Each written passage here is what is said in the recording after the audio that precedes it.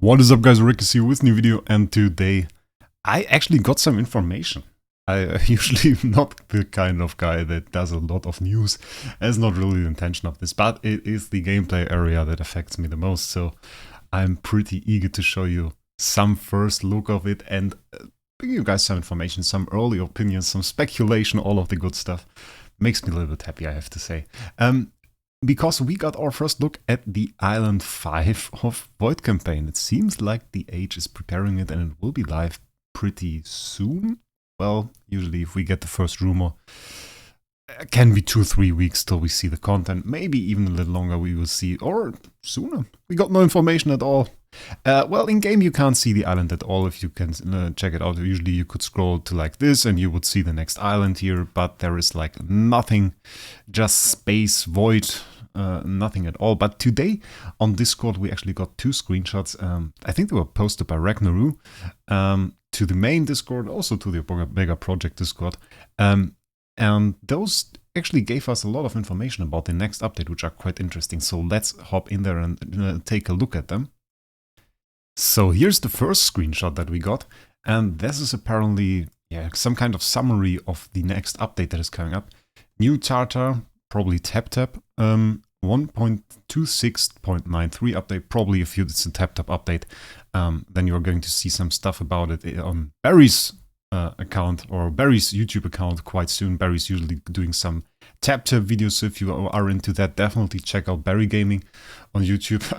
I feel stupid honestly saying that, but the guy is also giving me shoutouts, and I feel stupid saying that because all of you guys probably know him, so it's like, but if you don't know Barry Gaming, check out Barry Gaming. He will bring you some gameplay, I'm sure, of this TapTap stuff, and we'll take a closer look at that. But there are some interesting features here.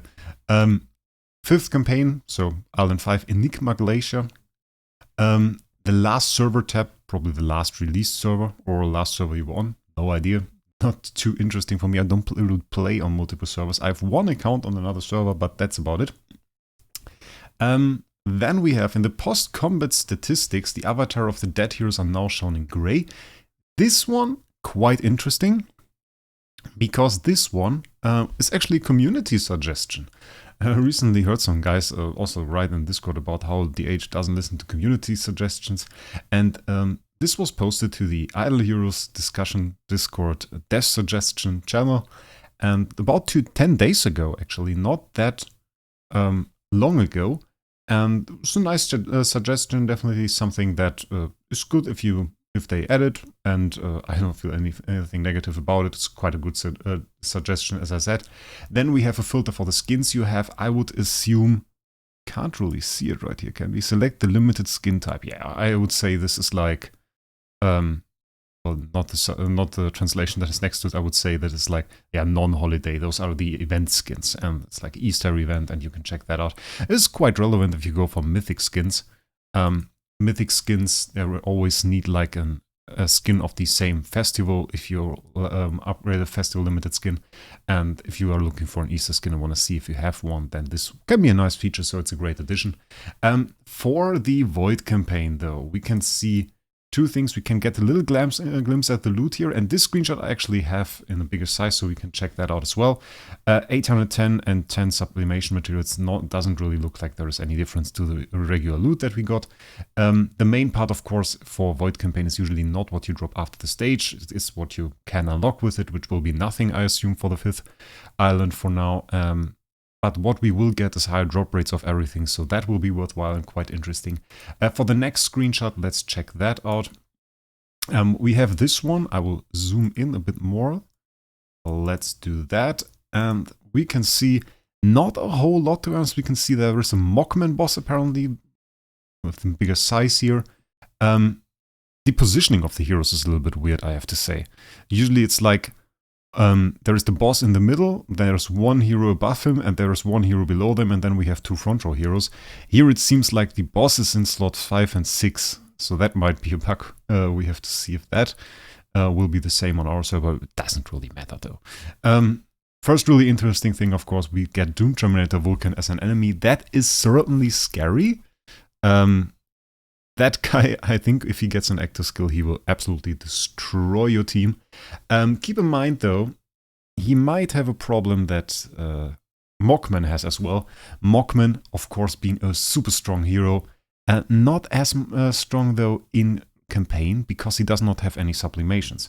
So campaign enemies don't have any sublimations, so even this Vulcan will be a certain bit weaker. We got some strong sublimations on Vulcan usually, like all of the self-buff crit damage and everything, the energy regeneration. A lot of his analysis and weakness disclosure stuff is based on sublimations and certainly amplified by that. So he will be a lot weaker than a regular Vulcan with sublimations would be.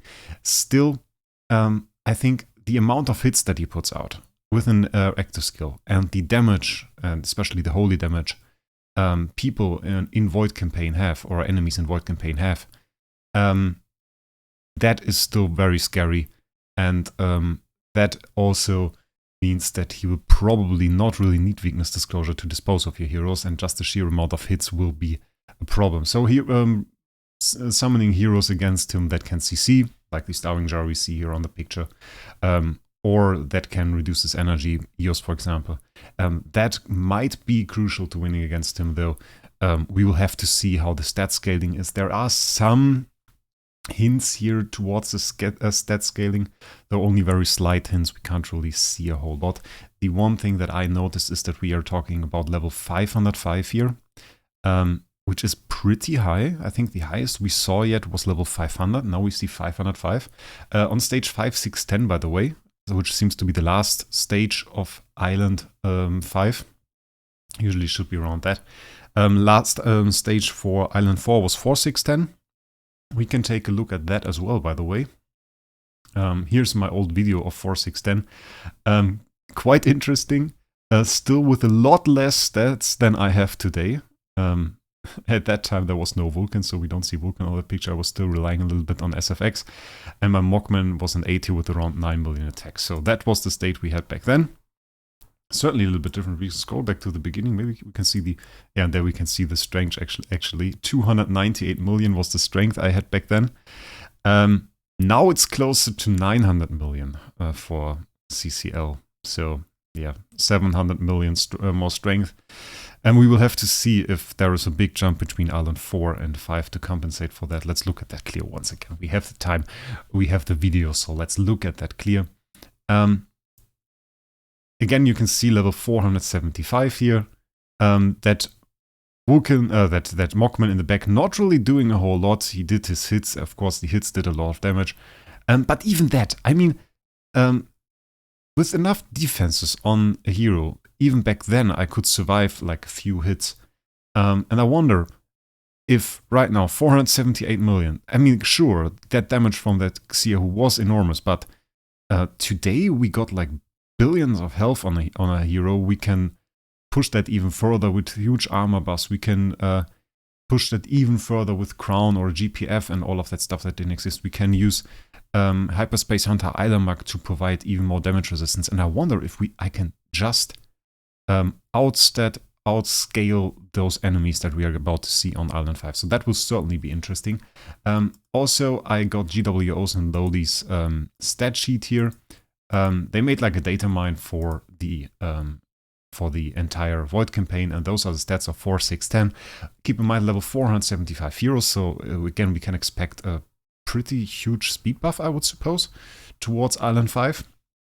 And that being said, we are already at 3000 speed, so even those heroes, yeah, you can't outspeed. Even with all of the buffs we got now, I don't think we can outspeed them. 21 billion life, we got 13 million attacks, so not low, even though we are higher. And the major part, once again, is holy damage.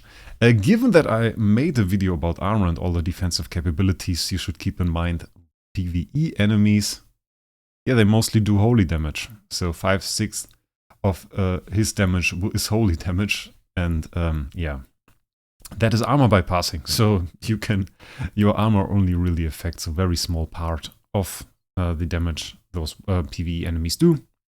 And that is, of course, a certain disadvantage. And not too insane, though, considering we have all damage reduced and all of that good stuff. So that is another thing. One thing I want to show you as well if we hop back into the game, there is also the treasure train bust for Void campaign. And we got a little glimpse of the power of those in when we did the Holo campaign. But right now, I mean, look at those buffs for basic attribute bonus. I mean, the 220 million HP. Then we have percent HP. And then we also have all of those Void campaign buffs that we saw. A damage reduction by attack, the built-in A and B. We have more armor break, speed. Only 60 speed though. I mean, realistically, we have 3000 speed on those enemies. What are we going to do? Of course, we gotta get another 220 speed buff from the monster. But we have block here at 20% HP buff. Okay, that's insane. Holy damage, 40% armor, not as effective as we just said. 6% damage reduction, 15% precision. 126 skill damage will be insane for Mogman. Then we have a 13% attack buff, 11% crit. So this is really some huge stuff going on there. Still though, if we look at my Ferrocene Vessel, which should be built for speed. Yeah, we got the speed stone there. We got max gear with this A and B even speed. So we are at 2,500 speed here. Then we get like 60 to 2,583. And then another 220 speed buff from any given monster. We can look at Phoenix, for example. And then we have like a 40 speed here and another 180 speed here. So 220 speed. And that... I forgot the base speed value. Damn. Yeah, that brings us to 2,583, 2,603 is 2,803. So we're still below the speed of those enemies. So speed growth doesn't really play a role. I guess it's more of the stat thing. And I'm looking... I'm not quite sure. I'm pretty sure that the people that were in the early top 10s that have high scaled accounts, that are high in treasure train, that have insane heroes now and are around like my strength, I think I won't struggle with the new island. I think it will mostly be a rush for the person who can click the fastest and who has his heroes set up the moment the update hits and has the time to clear it the moment the update hits. And that person is going to get leaderboard position 1. I would be very surprised if it's any other way, to be honest. I don't see that we struggle with it because we now got so many tools. We got so many resources. We got such a huge account. And we are going to see about it. A lot of people now even cleared campaign with B tier heroes, not even A tier heroes required anymore. And I wouldn't be surprised if a lot of people that did it with B tier heroes now won't even struggle with Island 5. Because there are some strong people with B tier heroes that have like 12-15 million attack on a Vulcan or something, and I would be very surprised if that can't kill Island 5. So let me know what you think about the new island stages yourself. How far are you in the campaign? Could you pass some of the more difficult stages? I remember like 2.5. That was like a hellhole. I remember that. I suppose it still is. I still get some messages like this stage, for example. Horrible. Or this one. Like 3 stages in a row that are horrible. I guess a lot of people are still stuck there. But I saw a lot of messages now for fights in Island 3 and even some in Island 4. So I guess people are making progress and I really like that. So don't forget to subscribe to the channel.